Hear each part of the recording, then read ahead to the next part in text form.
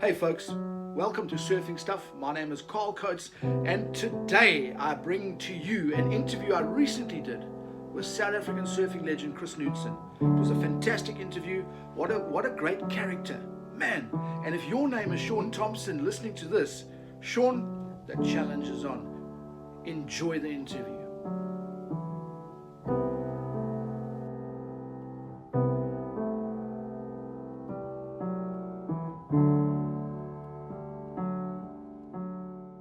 3, 2, 1. Morning, Chris, or good afternoon. Thank you for taking time to join me on this YouTube channel, Surfing Stuff, and for the series called Great Surfing Characters. I had you penciled in a couple of months ago as a great, and during my early interviews, your name did come up, and here we are. So thank you very, very much, Chris. How's it going, bro? No, very good, Carl. Yeah, it's a pleasure and an honor to be on your show, and yeah, hopefully we can cover some nice history of surfing as the sport, and yeah, me particular of my upbringing and introduction into the sport, which is the one we all love as surfers, and yeah, nice to be with you this afternoon. No, okay, Chris, let's get to business. Um, I suppose the bestest place to start is in the early years. So, the early years, Chris, where did it start, and who were the who, when, why, what? Who was there in the beginning with you when you started the surfing thing? And yeah, just let's talk a little bit about that. Okay, so ironically enough, I was born in Johannesburg. My parents met each other in Johannesburg, and obviously got together, married, and so on and so on. My grandparents were from Denmark, hence my surname. Never ever met them, but yeah, I would have loved to have met them. But yeah, so born in Joburg, had no inclination of the sea except the longingness, as most people there like to come down to the coast for their annual holidays and so on and so on. So my parents were very keen on a little south coast town called Scottsboro down the KZN south coast here. And that was their holiday destination, of which we used to visit, at least once a year on our annual holidays. And, we just loved the beach. And, coming from there, obviously the focus was on the beach and sitting on the beach all day. And yeah, I guess I was just, a little grommet then, probably, 4 or 5, just frolicking around in the ocean. And later on, as time went on, a year or two, yeah, I think it was when I was about 7, my parents decided to relocate to Scottsboro. They loved it so much. And so, yeah, we based ourselves in Scottsboro South, and that was it. So we pretty much went to the beach, as much as we could. And I joined the Scottsboro Surf Lifesaving Club as a nipper, and did my nippers through there, which was fantastic. And that's pretty much where it started. I was called by some of the seniors at one afternoon, and they took me into the boardroom, and they pointed out this quite old, dilapidated bodyboard or bodyboard or kneeboard, as you'd probably call it, but it was pretty much a solid little board. Was about 4'5", I think. And they said, that board over there is yours, so long as you surf every day after school, you've done your schoolwork, get your mom to bring you down, and we want you to surf. So they probably, I don't know, saw some potential there maybe, or just saw my love for the ocean. And so that's Okay. pretty much where it started. Don't remember that board in particular, but I do know that I spent a lot of time in the waves, and Scottsboro, being one of the famous South Coast point breaks, was a great place to start. Not that I was aware of that at the time, but yeah, and then it just developed from there. After that, I had an uncle who was quite a keen surfer. He had a wetland 3-stringer longboard, a 9 foot something odd. And from Wow. that little board, I progressed onto that. As I started getting a little bit better, he said, let's take you further out. And, he helped me on that longboard, which is, again, a great place to start. I think all my kids, I've taught them on the longboards like most of us do. And so that was the next progression onto that longboard. And it just went on from there. One day I think I remember having a bit of a wipeout on the thing, and it shot and hit me on the head, and I kind of thought, oh, no, I'm not going to do this. I was over it for a couple of weeks, but then, I got back in. Obviously, that wore off, and then from there, when I was about 12 or so, my dad got relocated to a position in Durban, and it just became a bit of a hack for him to travel each day back and forth, getting up really early to catch the train to town, to Durban and back. So we decided to move to Durban. We based ourselves at North Beach, which again, just ironically, which was kind of North Beach being where the famous Bay of Plenty is, and at that stage wasn't aware of that at all. My mom enrolled me at a primary school in Morningside called DBHS, and unbeknown to me, ended up befriending a guy called Bruce Jackson as a kid, as a young boy there. Okay. As you know today, Bruce has also been a famous South African surfing legend and still surfs. He's an amazing waterman. And again, I think it was kind of like a path that just developed for a reason, almost, because I just happened to be directed into the correct channel of where it ended up eventually, because it was just, so Bruce said to me, well, where do you stay? And I said, obviously we hooked up, and he also lived on North Beach at that stage, and he said, well, I surf at a place called the Bay. And I said, oh, that's nice. He said, it's right in front of where we live. You must come and let's surf there. There's a couple of guys you can meet. And so that was my introduction to the Bay of Plenty, which, as we all know, is where a lot of the surfing legends, namely one of the best ever from South Africa, Shaun Tomson, happened to surf. Ended up meeting Shaun at 13, 14 years old, along with his cousin, Michael Thompson, who was a famous, not as competitive as Shaun, but a great surfer. Those early years were just phenomenal. And I think I was just blessed to have that opportunity of just being drawn into that group of guys. And apart from them, there were other amazing surfers from the Bay. Paul Thompson, Shaun's younger brother. There was, Bruce. There was Kevin Todd, who is an amazing surfer, surfs and lives and surfs in Canada. Still. Okay. Wow. Yeah, there was Ricky Jordan, also a real name that I looked up to. He was slightly older than me, but great surfers. Jeremy Yates, who's still surfs today. He's comes out. I think he also lives in the US somewhere. Just I think, like I say, probably just blessed to be involved and drawn into that arena of surfing.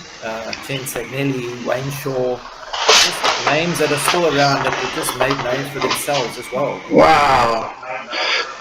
Okay, so you're a Scottsboro boy, eh? Actually. South Coast boy. Yes, man. I've had some good waves at Scottsboro. Some like most of the people listening to this podcast. Yes, it's brilliant. Yeah, growing up on the South Coast myself, we didn't venture up that way too much, but the few times I did, I had some really good surf sets. Geez, like Chris, what a place to grow up, eh? Or to start off, should I say? Yeah, wow. Chris, I want to move on very quickly to, maybe not everybody listening here knows your competitive career, the highs and the lows and all that.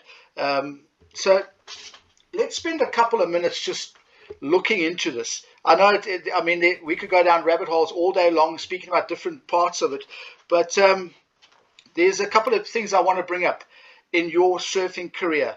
And we've chatted a bit about this in days gone by. you always stayed amateur. Is that correct?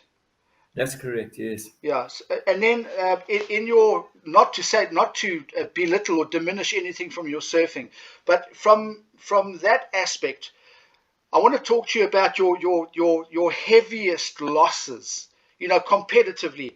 I see behind you there, you've told me before, you got Kelly Slater's wetsuit from the Andy Irons Kelly Slater's showdown at J Bay.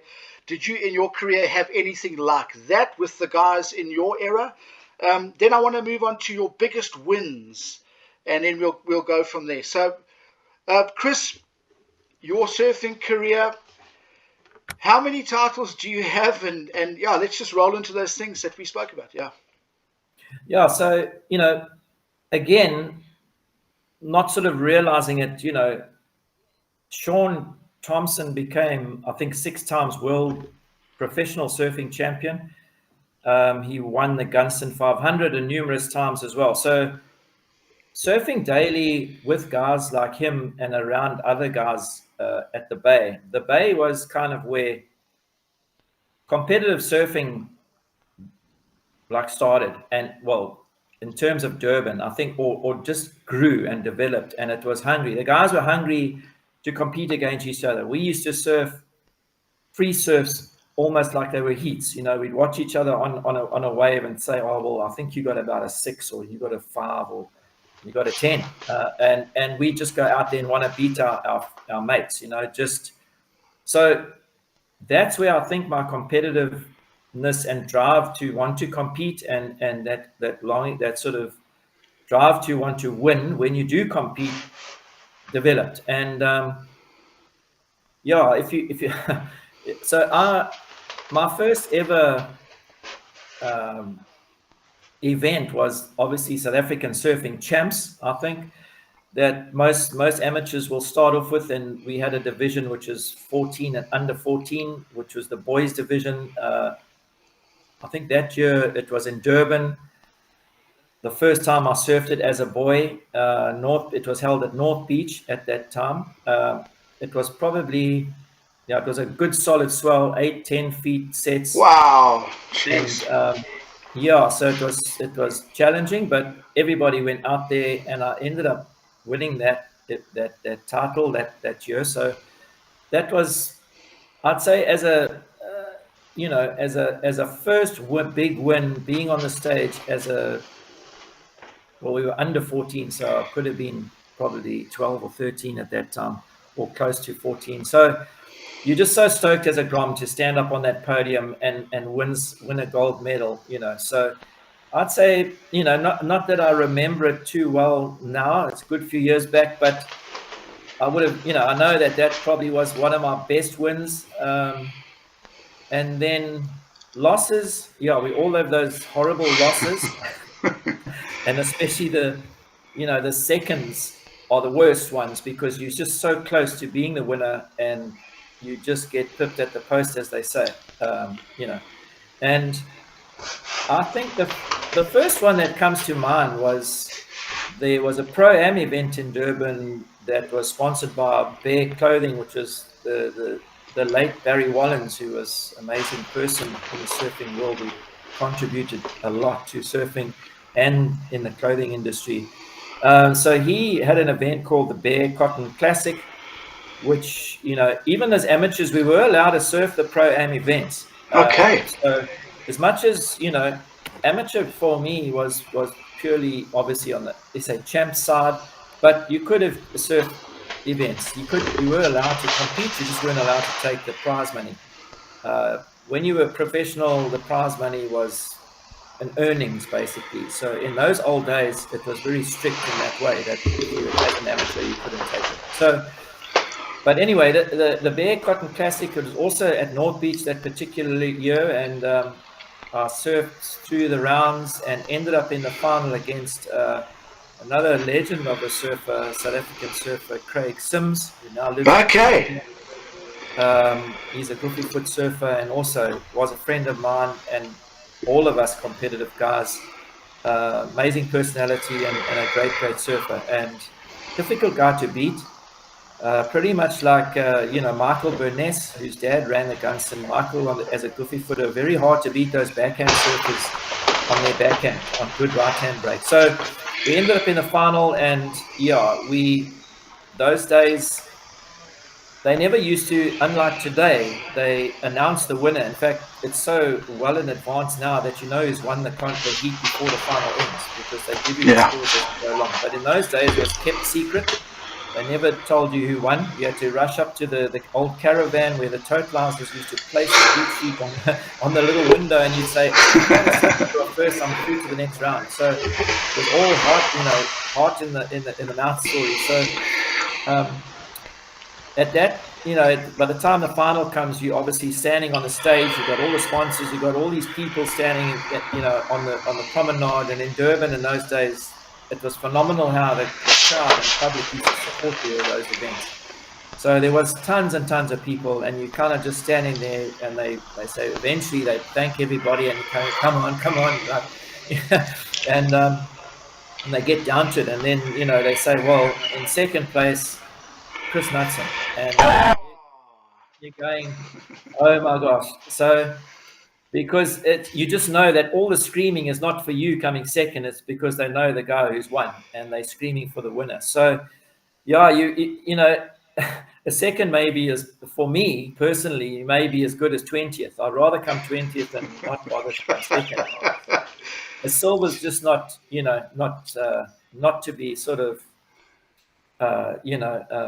brash or anything, or what would you say? But for me, you either win the event or you don't. And I've certainly got a good few silvers as well. But yeah, there's nothing for me is I go there to win the event. So that for me was probably the worst, because it was a big event. There was a great prize. I think there was a vehicle as a prize that year, so I would have been able to take that car. Wow. So that would, in monetary wise, in the 70s or whatever, it would have been a very big prize in a contest to win. So yeah, and then I think the other one that comes to mind as a loss would be the more current one, which was just in the last few years, which was coming second at the World Masters. I represented South Africa, the South African Masters team, in all 5 contests that we went over to surf, and I had a little bit of a personal goal achievement that I wanted to achieve with those events, and it was just winning them, which was the important thing. But so I did end up coming second at one of the events, the second to last one, and that was also quite a bad loss. Shame, man. Listen, Chris, we're going to cut into a short break, and we'll pick up where we left off. Hang in there. Perfect.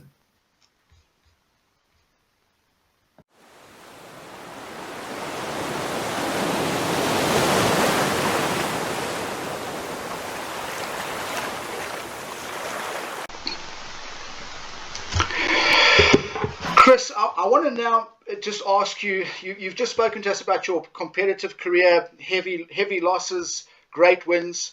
I've got to ask you this question. Did you, in your competitive career, ever have a heat against Shaun Tomson?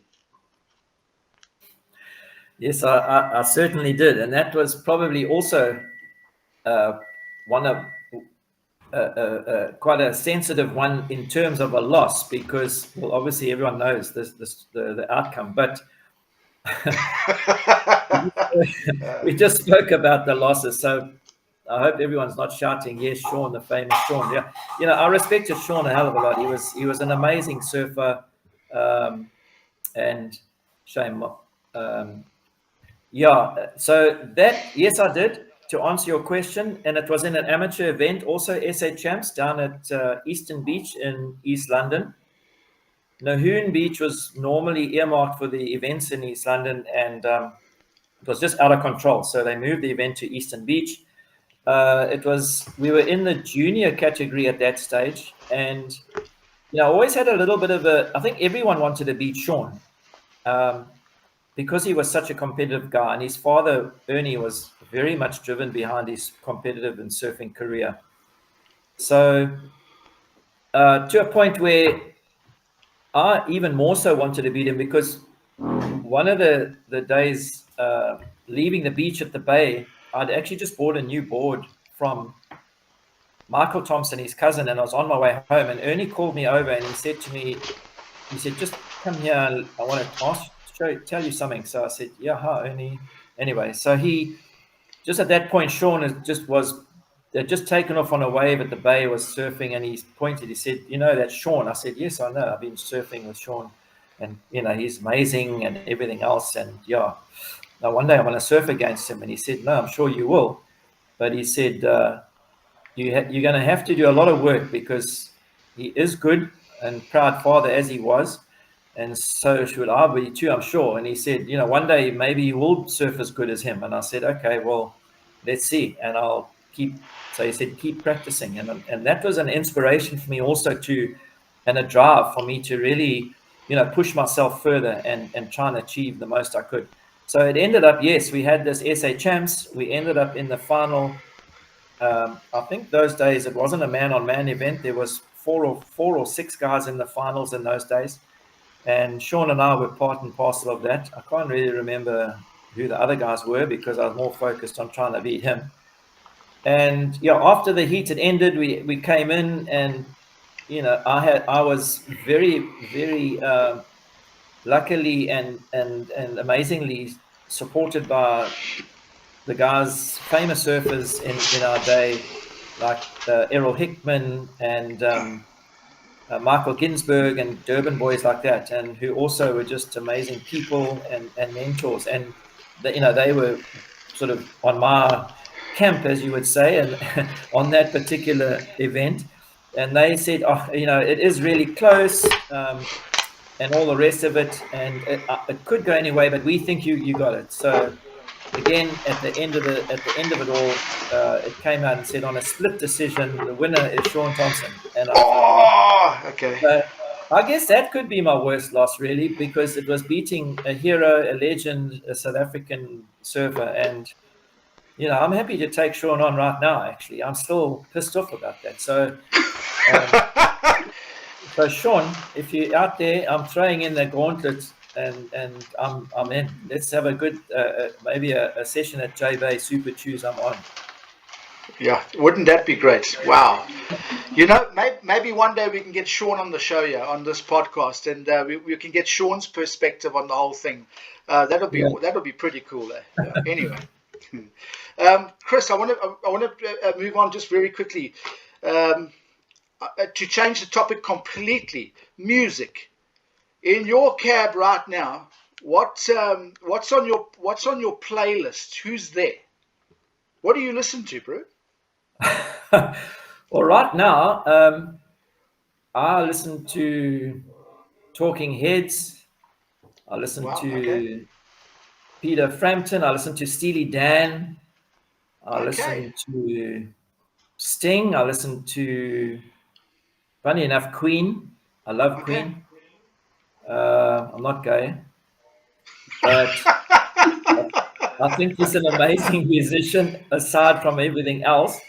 But yeah, I think that, you know, the old age music for me is legendary. I mean, if you talk going back to, you know, the Woodstock days, we all rushed off to watch the Woodstock movie when it first came out at midnight in one of the Durban theaters in West Street or Smith Street, I think it was, the Embassy, and we watched that as a midnight movie. But you know, the Jimi Hendrixes. But yeah, I love music. My son is a budding musician, and yeah, I pretty much love all music. I'd say, you know, the Commodores I listen to.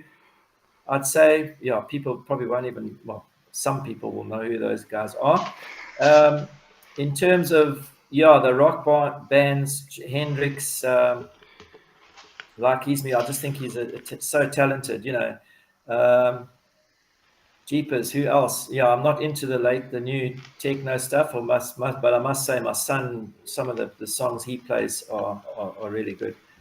But yeah, pretty much those artists. Actually, who else? The Cure. You know, if you go back to sort of when we were growing up, it was the punk rock bands, Red Hot Chili Did, Peppers. I enjoy. I play their music. I've got some of that music saved on my memories, Chris, my stick.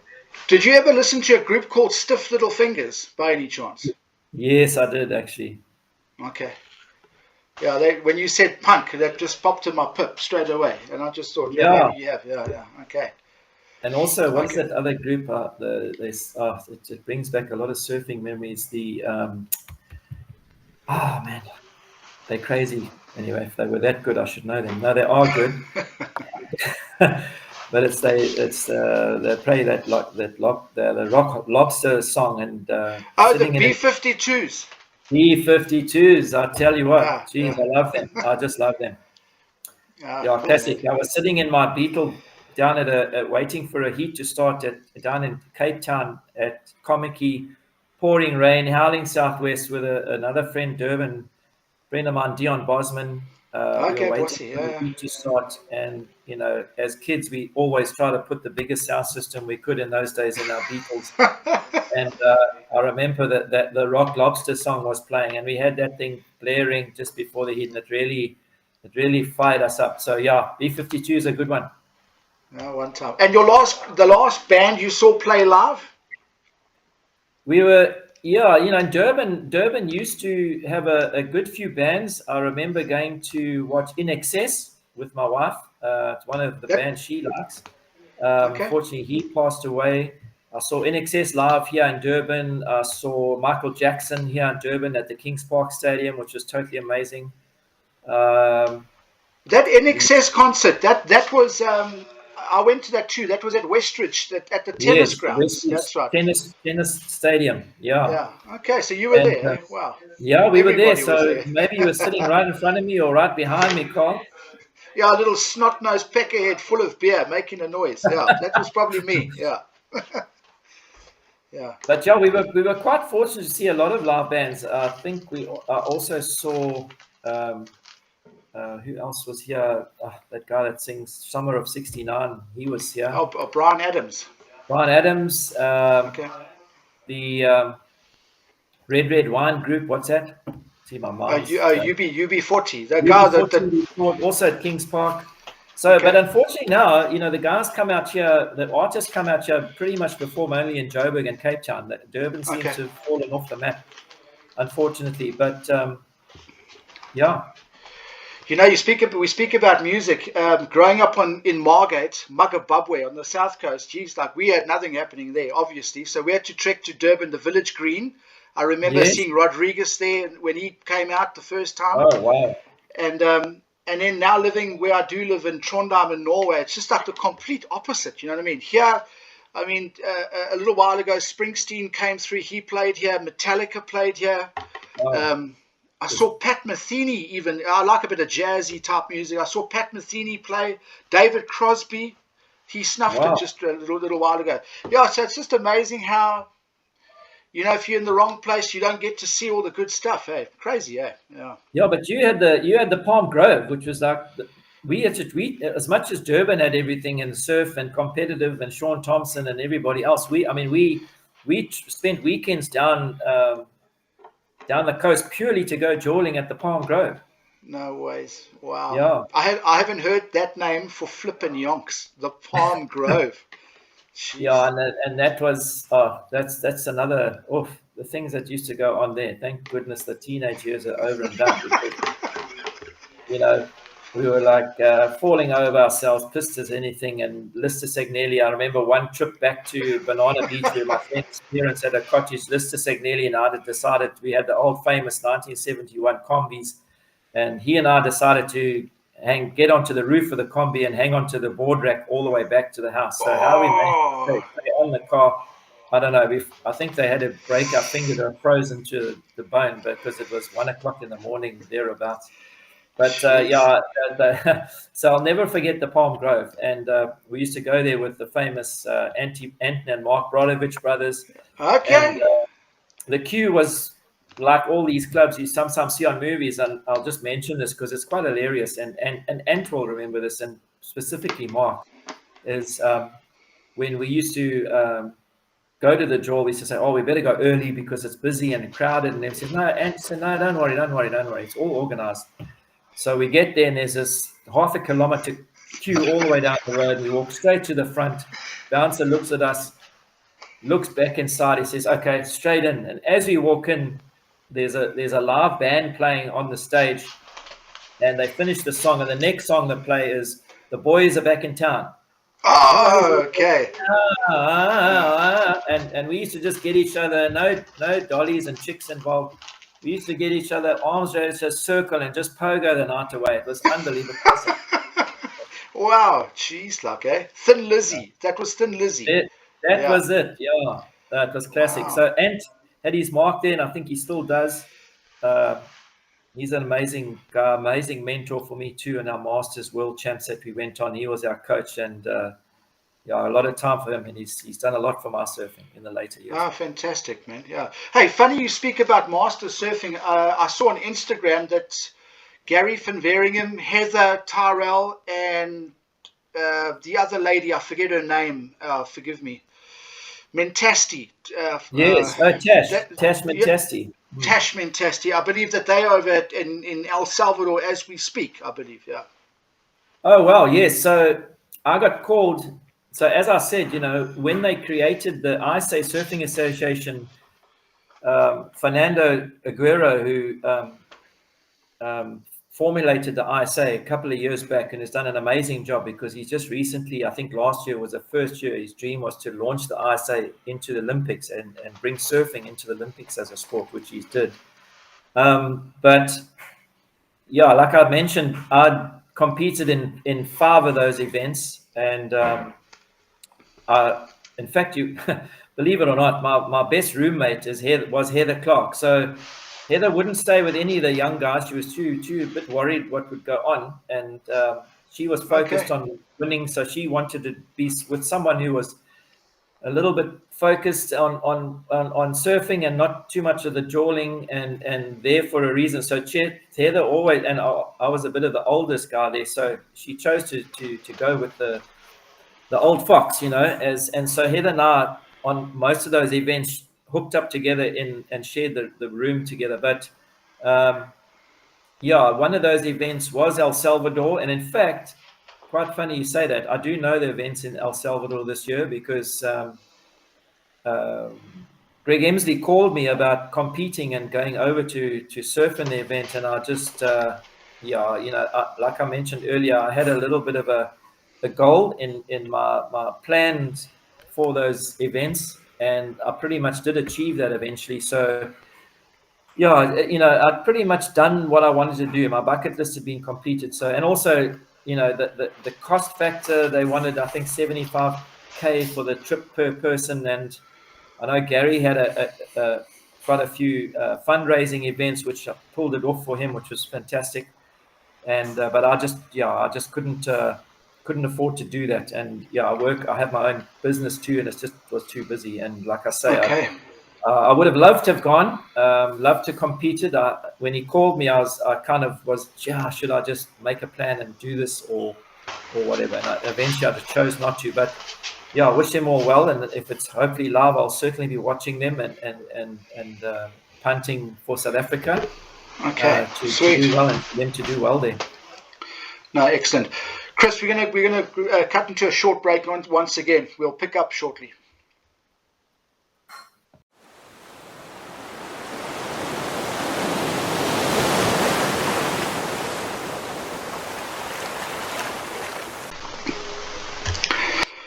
Chris, I want to speak to you now about, and this is probably quite a broad subject or topic, your best surf trip. Now, you've traveled a lot, you've been around, sure, but to you, in your mind, whether it was when you were a lighty or more recent, what to you has been your best surf trip, and in your mind, what makes a surf trip like so cool? One that you come away from going, yeah, that was awesome. I want to do that again. So I'd say, surf trips, one can do a surf trip on a social level, just with a couple of mates or your family. or you can go and compete, in a competitive. And I think both of them are quite different. But I'd say one of my best surf trips that come to memory from a competitive side was the first time I won the South African Open title down at St. Michael's in the South Coast once again, in 1979. And the prize for that was a return airfare to Hawaii. And as all surfers and specifically grommets dream is to go and surf in Hawaii. So I was just so excited to want to go and surf Hawaii. All of our kids who just, like I say, those days it was difficult to travel. It was expensive. So we just thought we'd never get there. So winning that title gave me that opportunity to go there. And I think just going to Hawaii, I'm a natural footer, so surfing Sunset Beach, Alihiva, those especially Sunset Beach was where so we had a part. It wasn't just a holiday trip. Giving me that ticket was to compete in the Pro Class Trials, which is an event prior to the main pipeline event. After that, and if you got to the top 6, I think you got an invite into that event at pipeline. So I loved Hawaii. It was just the experience of surfing against the international Hawaiian surfers, Bobby Owens, guys like Dane Kealoha, Barry Kanapuni, all those type of surfers that really surfed, and the other international guys from Brazil, the top Ricardo Santos from Brazil in those days. That was great. The waves are great. The experienced surfers that you surfed and sat against, out in a lineup with, was such an amazing experience. Something that I don't think anyone forgets. I think Shaun would probably still remember his first trip to Hawaii. So, but saying that, I'd say one of my, and again, the World Masters trips were all phenomenal. The cultures that you went to, most South American countries, and with the team was also unforgettable, really. But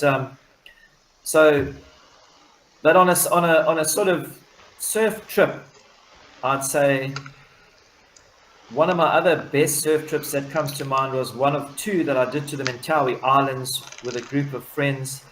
One of them was the famous Craig Sims was on one of those trips with me on that time. And we went to the Mentawais, lived on this beautiful boat that was owned by Gideon Malherbe, Cape Town guy. Okay. A wooden yacht. And it was called the Indies Explorer. And we went to Mentawais. Was just great. You just had no cell phones. You just had great food, great conditions, unbelievable conditions, and just great friendship. And I'd say that for me, going to that Mentawais trip was also from a free surf session was probably one of my best trips. And Chris, you mentioned the Mentawais and the Indies Trader. Immediately, Martin Daly came to mind for me. When Quicksilver when they rented or hired Martin Daly and that boat? Look, I don't know all the politic of it, so maybe I've got all the stuff wrong. Did you ever do the trip? Did you ever go on, what was it called? The boat that Martin Daly skippered? Yes. The Quicksilver boat. Did you ever go on that?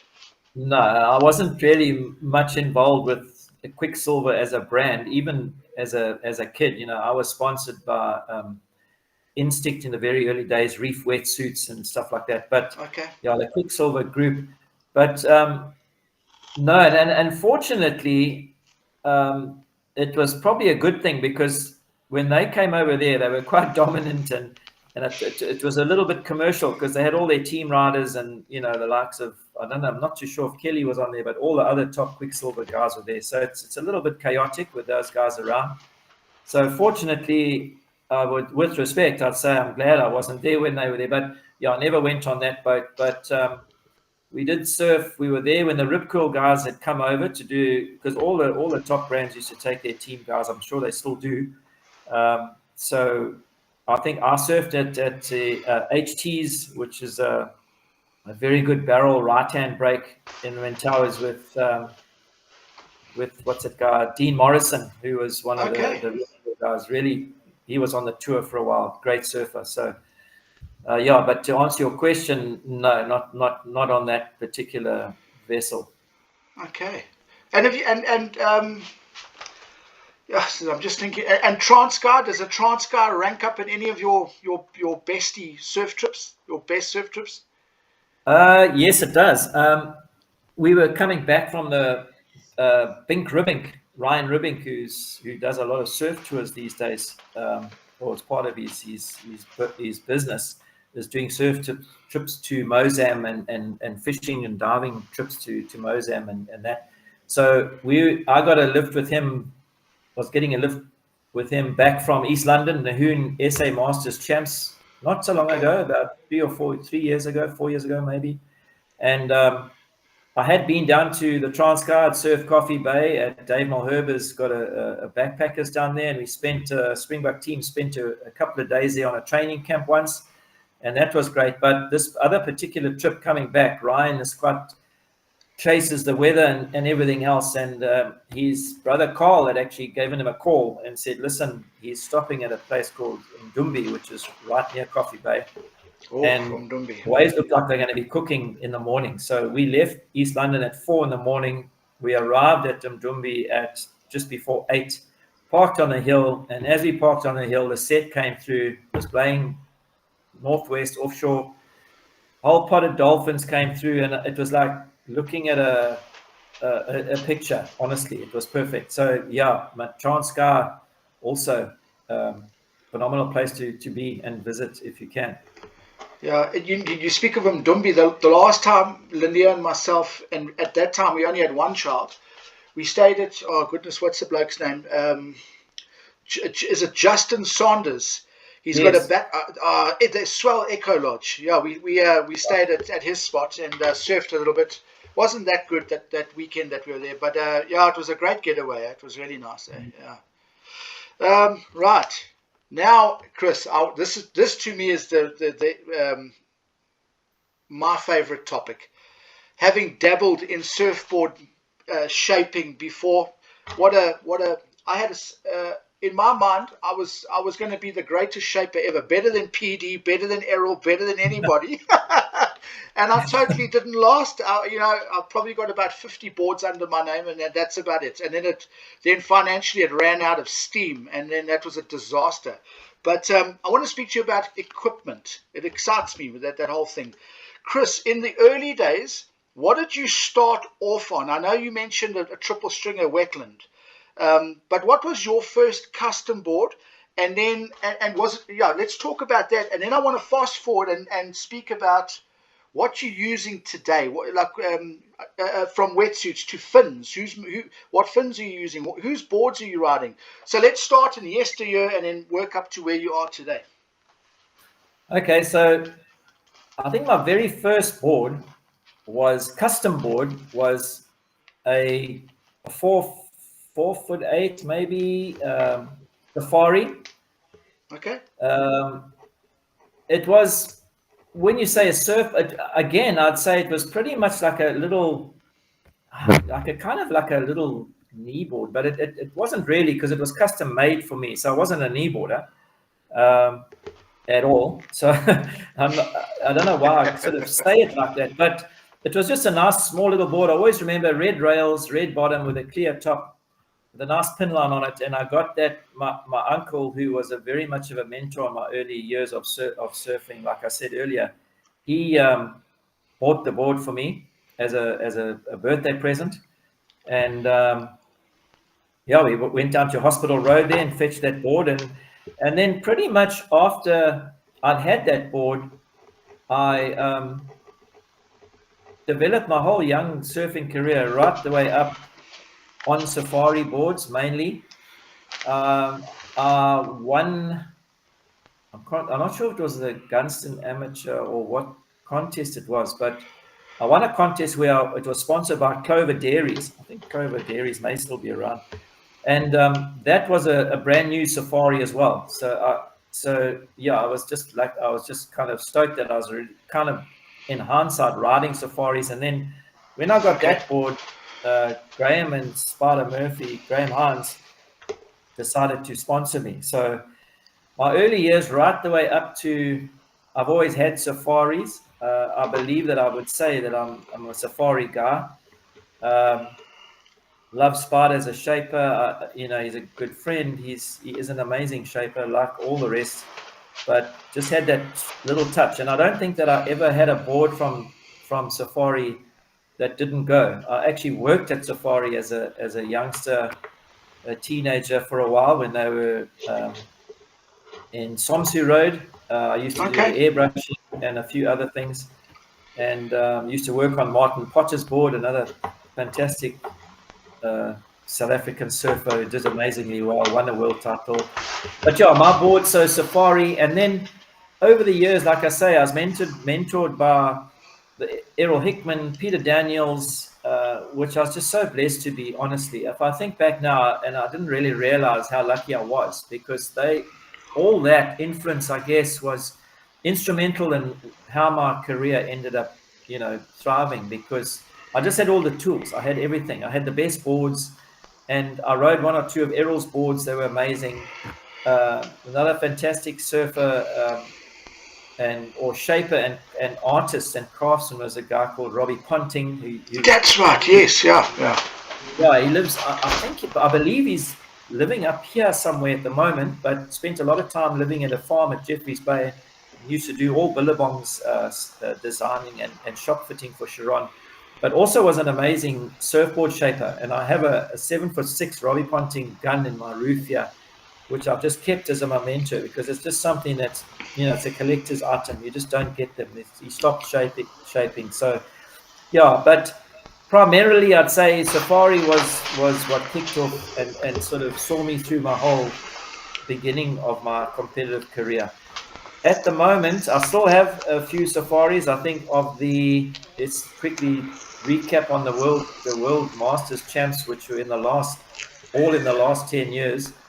All 5 of them, I think the one in Peru was one on a safari. The very first one in Puerto Rico was one on a safari. And that surfboard I still have in my rack here. It's a 6'8" board that Paul Canning to take to Hawaii. And fortunately, the final day and that first event, Masters event, was 10, 12 feet plus. They had to get jet skis and call the lifeguards from down the coast to come and assist to get the guys out to the lineup. So that 6'8" really did me proud and won me my first World Cup. And it's still here. It's a safari. But yeah, I think, I tried a few other boards, got 1 or 2 boards from Clayton, but on the whole, I'd say safari has always been my boards. Although currently I don't ride them. I'm going to go surf tomorrow. I'll pick up a DG, Derek Gervin. I've got a few of Derek's boards which I've had over the years, and they also, he's a nice guy. He's a great shaper. He's a very humble guy. Doesn't boast about himself or his boards, but his boards go really well. During the last Masters champs, not this one just passed down, but also had some nights. The one prior to that, I eventually beat Twiggy Baker to win to get the highest score of the event on the men's side, and that was it was a tribute to Barry Wallens, who passed away just before that. And he donated winning surfboards to all the winners, the women winners, the overall men's winner, and so on and so on. So, and it was based on the highest points for the whole event. So I managed to get that in the semi-finals of my division. Okay. And that board was a Mayhem, which was shaped by at Jason Ribbing's factory. Okay. And so, not that Derek would like me to say that, but that Mayhem board is between. That's the board I pick up tomorrow and go for a surf on, and it goes really well. And it is a lot of the pros. If you watch the pro events nowadays, you'll see a lot of them ride Mayhem. So, but truth be told, if Spider had called me up and say, I have a nickname amongst many, but the nickname he gave me way back in the year was Cully, and I don't know how he got that name, but it's quite a crazy one. But so he finally said, Cully, can you come in tomorrow? I'd like to make you a new board. And I wouldn't think twice. I wouldn't do a flash. So, because, yeah, his boards are great. And, but yeah, I'll just stick to where I am at the moment and wait for that Okay. call maybe. But that's it. Yeah. Okay. And Chris, your fin setup, did you ever try the quad setup, or are you a thruster boy? And I'm talking in the more modern times. Are you a thruster kid, or do you like quads? What's your preference? I hate quads, to be honest, and well, and not to be in an ugly way, or let's rather just say, I haven't had I've never ridden, I've ever ridden them too often, but I have had a go on them. But for me, um, the thruster, all my boards are thrusters. When I Okay. say thruster, I think back on uh, the guy, that Australian guy that created the thrusters way back, the three Simon fin. Anderson.